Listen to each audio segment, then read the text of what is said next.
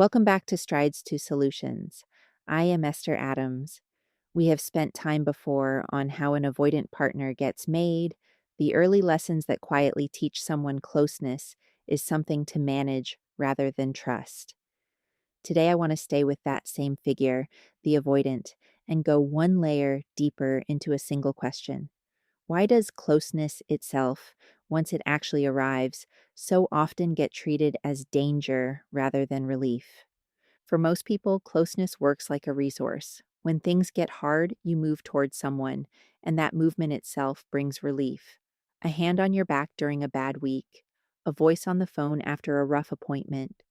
The nervous system reads that closeness as help arriving. For the avoidant, closeness does not register that way at all.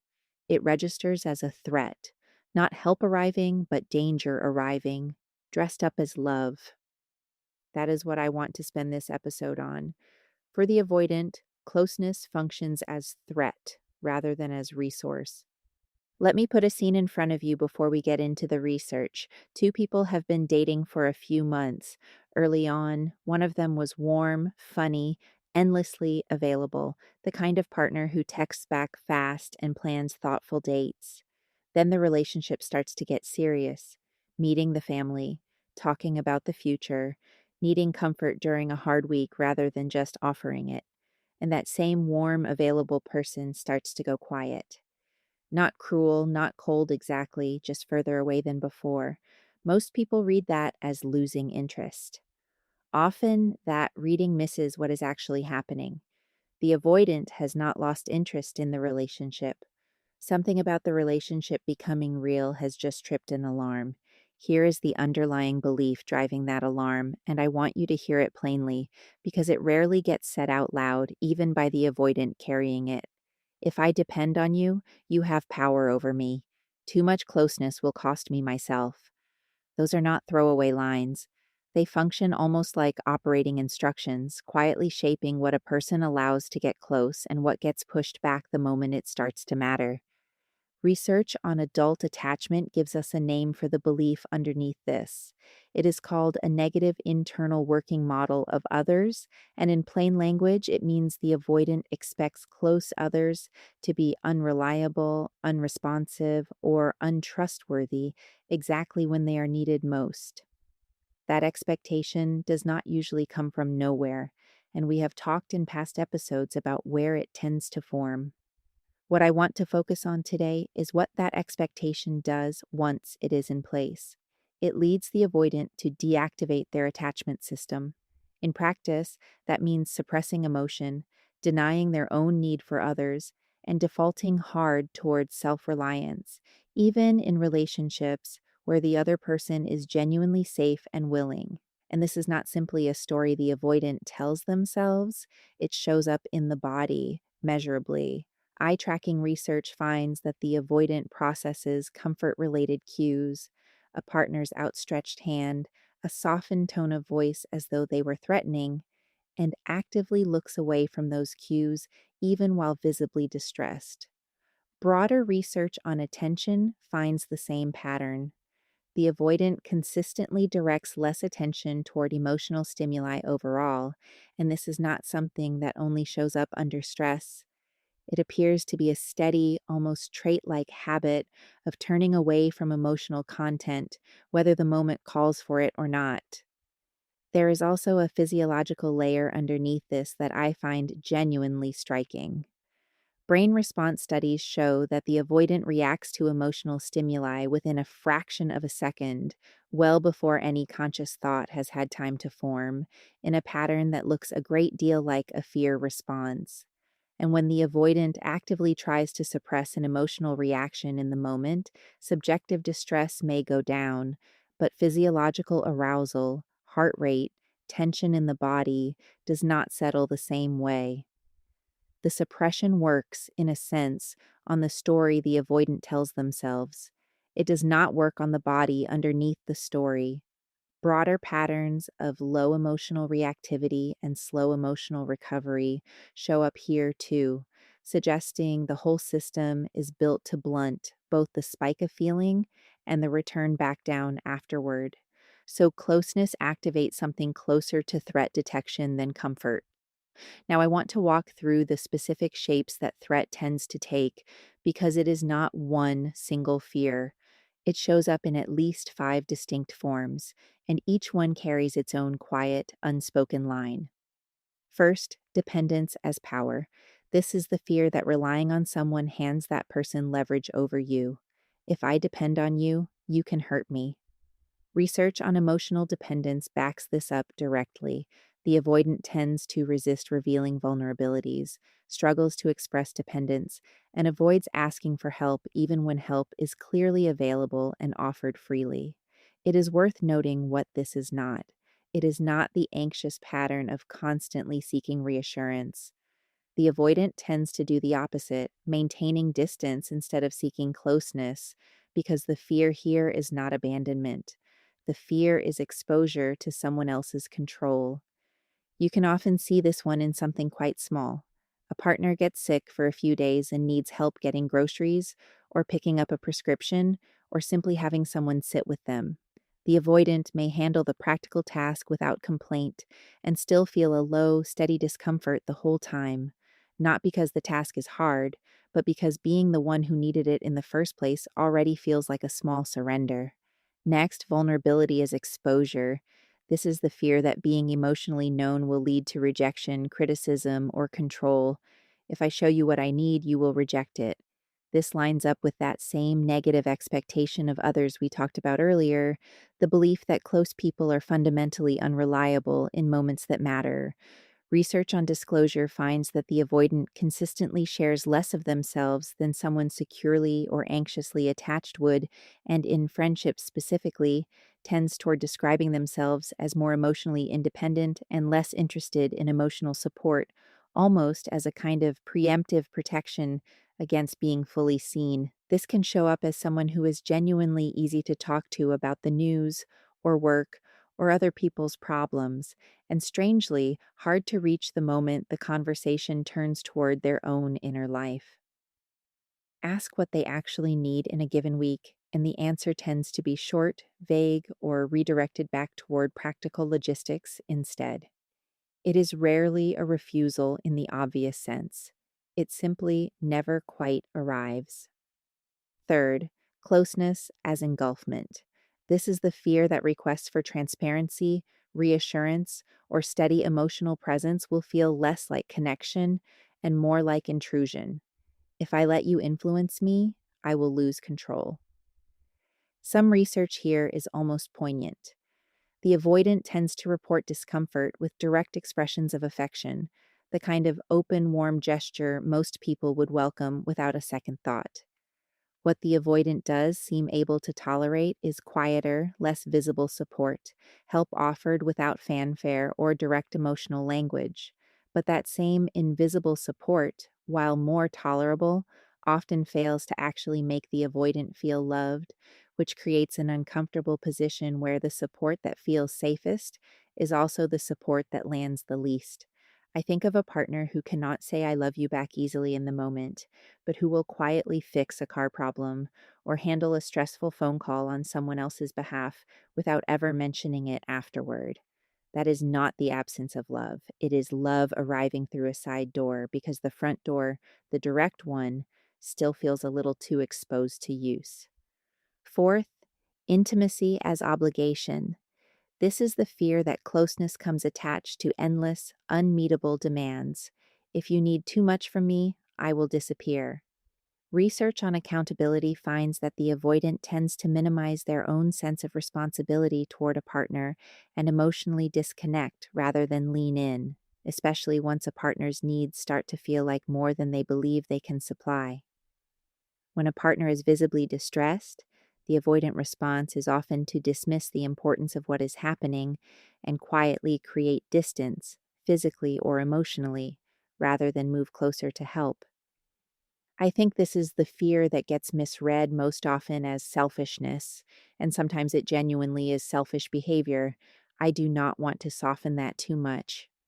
But underneath it, there is often a specific and honest terror, the sense that once you start meeting someone's emotional needs, There is no natural stopping point, no moment where enough has been given and the demand relaxes. If closeness feels bottomless like that, distancing can start to feel like the only way to keep anything of yourself in reserve. And fifth, conflict as captivity. This is the fear that a hard conversation is not a path toward repair, but a trap with no way out. If I become too close, I will stop being myself. During conflict specifically, the avoidant tends to go quiet, using silence and self soothing rather than active engagement, which looks almost like the opposite of an anxious partner's response, protesting for closeness through blame or clinging. Underneath that silence, research suggests something almost strategic is happening, even if it is not conscious. Withdrawal during conflict functions to limit how much influence the other person is allowed to have over the outcome. In other words, going quiet is not simply discomfort.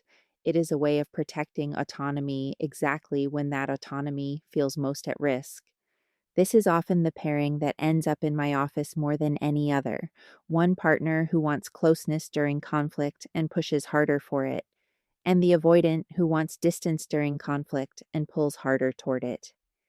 Neither one is doing this to be cruel. Each one is running their own alarm system at full volume, and the harder one pursues, the more urgent the avoidance need to escape becomes, which only feeds the pursuit further. There is a specific spiral worth naming here because once you can see it, you can usually catch it earlier the next time it starts. Distance from one partner tends to raise anxiety in the other. Rising anxiety tends to produce blame, sometimes fair, sometimes not, aimed at closing the gap by force rather than invitation. And blame, in turn, tends to confirm the exact fear that started the withdrawal in the first place, the sense that closeness really does come with demands and consequences attached. Each partner ends up reinforcing the very thing the other one is most afraid of, without either one intending to. Here is something worth naming honestly, because it complicates the picture in a useful way. The process behind all five of these fears does not appear to be a single flat reaction. Some research describes it as a two-stage sequence, an initial burst of automatic vigilance toward the emotional cue, followed by an effortful pulling away from it. In other words, the alarm does notice the closeness first. It is not blind to it. What happens next is a fast, practiced retreat, one that has likely been rehearsed since long before this particular relationship began. This helps explain the pattern I described at the very start of this episode, the avoidant who is warm early on and pulls away later. Early dating rarely activates any of these five fears in their full strength. It is usually optional. It is often idealized. Either person can step back at almost any point without much cost. Long-term intimacy is a completely different proposition. It requires ongoing dependence, sustained accountability, letting someone else genuinely influence your choices, and staying present specifically when that other person is in pain. Those are exactly the conditions under which dependence starts to feel like power, vulnerability starts to feel like exposure, and conflict starts to feel like captivity. The warmth was real, it simply had not yet been tested against what long term closeness actually requires. It is worth pulling apart three responses the avoidant can show, ones that can look similar from the outside, but are not quite the same thing. Withdrawal is the most visible one, the silence, the ignoring, the quiet drift out of a room or a conversation. Minimization is quieter still, less about leaving the room and more about shrinking what is said inside it, downplaying a need or a feeling until it barely registers as something worth discussing. Defensiveness is different again, a faster move toward explanation or justification, which has the effect of ending the emotional conversation before it can go any further, even while the avoidant looks, on the surface, like they are still engaged. All three serve roughly the same purpose. They each, in their own way, reduce how much of the avoidant actually has to stay in contact with the moment. I do want to leave you with something more than the mechanism, because understanding the alarm is not the same as living without it, and there is some genuinely useful research here about what interrupts the pattern. When a partner perceives the relationship as already fairly intimate, withdrawal from the avoidant in that context seems to cause less relational damage than it otherwise would, almost as though a strong enough foundation gives a little more room for retreat without it reading as rejection. Cognitive reappraisal, meaning consciously reframing a stressful moment rather than simply pushing the feeling down, appears to reduce subjective distress for the avoidant, even though the body's physiological arousal does not fully follow along.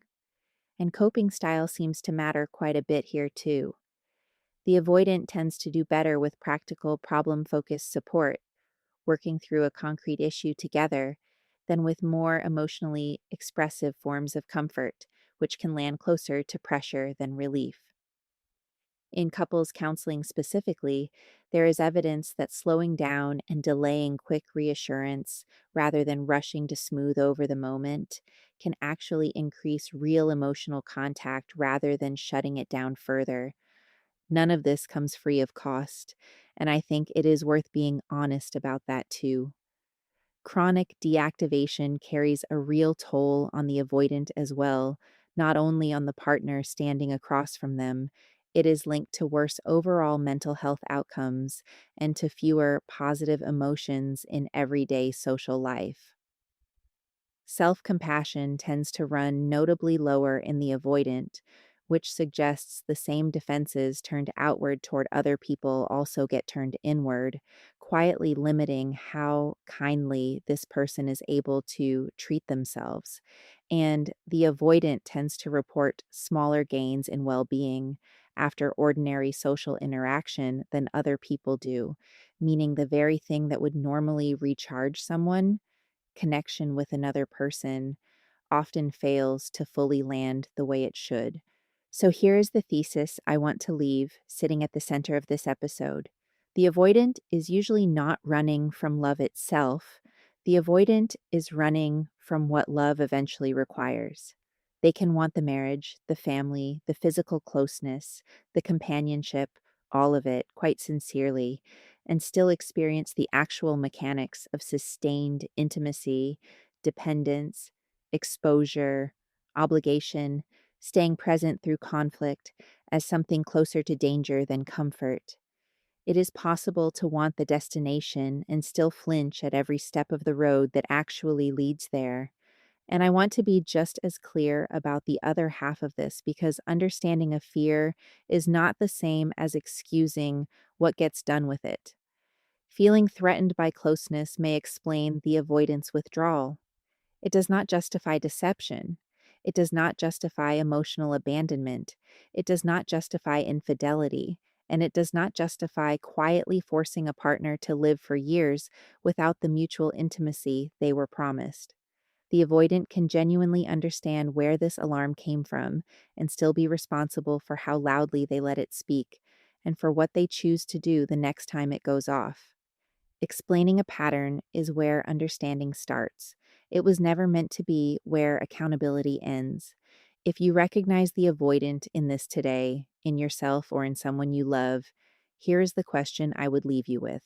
Not simply, why does closeness feel dangerous to me? Because that question can become a place to live rather than a place to start. The more useful version is the next time closeness starts to feel like exposure or obligation or captivity, what is one honest sentence I could say out loud instead of quietly stepping back? That single sentence, repeated often enough, is usually where the real repair begins. Thank you for spending this time with me. I am Esther Adams, and I will see you next time on Strides to Solutions.